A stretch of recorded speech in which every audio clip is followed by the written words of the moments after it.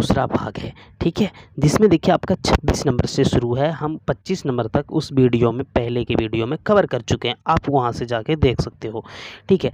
किसी माध्यम के अपवर्तनांक म्यू का मान, आपको म्यू का मान बताना है, तो ये आपका साइन आई अब बटा साइन आर हो जाएगा, ठीक है, ये आपका बी नंबर हो जाएगा। क्लियर।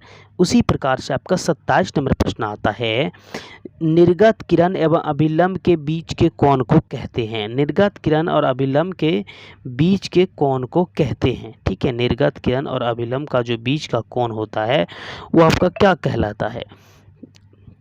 निर्गत कोण कहलाता है। क्लियर। उसके बाद आपका नेक्स्ट प्रश्न देखिए आता है, इसमें आपका नेक्स्ट प्रश्न देखिए आता है, ये आपका 28 नंबर है, अवतल लेंस की आवर्धन। अवतल लेंस का जो आवर्धन होता है वो किसके बराबर होता है, ठीक है, तो आपका भी बटा यू हो जाएगा ना, ये आपका होगा डी, भी बटा यू हो जाएगा, ये आपका डी नंबर हो जाएगा।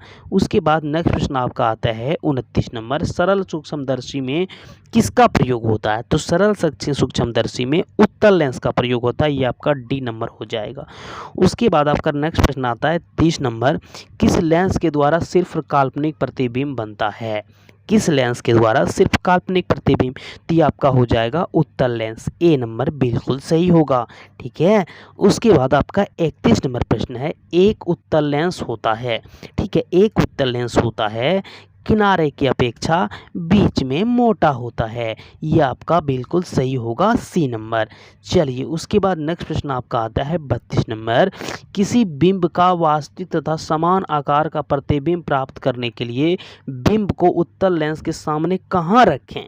तो बिंब को उत्तल लेंस के सामने फोकस दूरी की दुगनी दूरी पर रखें, बी नंबर आपका बिल्कुल सही होगा, ठीक है।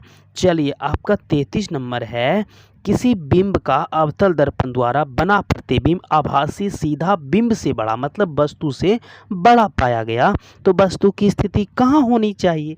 जब वस्तु से बड़ा पाया गया ना, तो वस्तु की स्थिति होनी चाहिए दर्पण के ध्रुव तथा मुख्य फोकस के बीच होनी चाहिए, तो ये आपका डी नंबर बिल्कुल सही हो जाएगा। उसके बाद प्रश्न नंबर 34 देखिए आपका क्या कहता है, किसी गोलीय दर्पण तथा किसी पतले गोलीय लेंस दोनों की फोकस दूरियां -15 सेंटीमीटर है, दर्पण तथा लेंस संभवतः है, तो दर्पण लेंस दोनों अवतल है, क्या है? दोनों अवतल है, दर्पण हो या चाहे लेंस हो, तो ए नंबर आपका बिल्कुल सही होगा, ठीक है।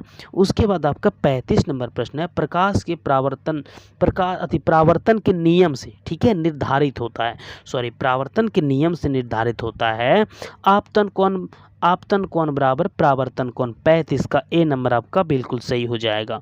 उसके बाद आपका 36 नंबर प्रश्न है, लेंस में मुख्य फोकस की संख्या होती है, लेंस में मुख्य फोकस की संख्या 2 होती है, ए नंबर आपका बिल्कुल सही होगा।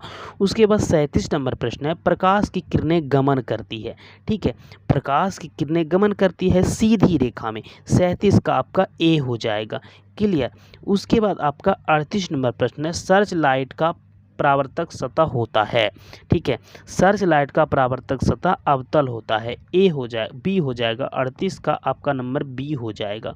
उसके बाद आपका प्रश्न नंबर 39 है, 39 नंबर प्रश्न देखिए आपका क्या कहता है कि अवतल दर्पण की फोकस दूरी वक्रता त्रिज्या की क्या होती है? आधी होती है, 39 का आपका बी हो जाएगा।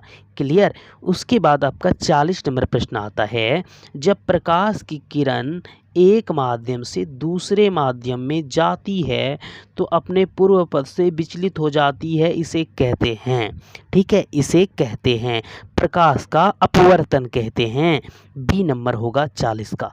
चलिए उसके बाद नेक्स्ट प्रश्न आपका देखिए क्या आता है, 41 नंबर प्रश्न आपका आता है, प्रकाश की एक किरण जब विरल माध्यम से सघन माध्यम में आती है तब वह, ठीक है, तब वह क्या होती है? अभिलंब की ओर मुड़ जाती है, अभिलंब की ओर मुड़ जाती है, आपका डी नंबर हो जाएगा 41 का।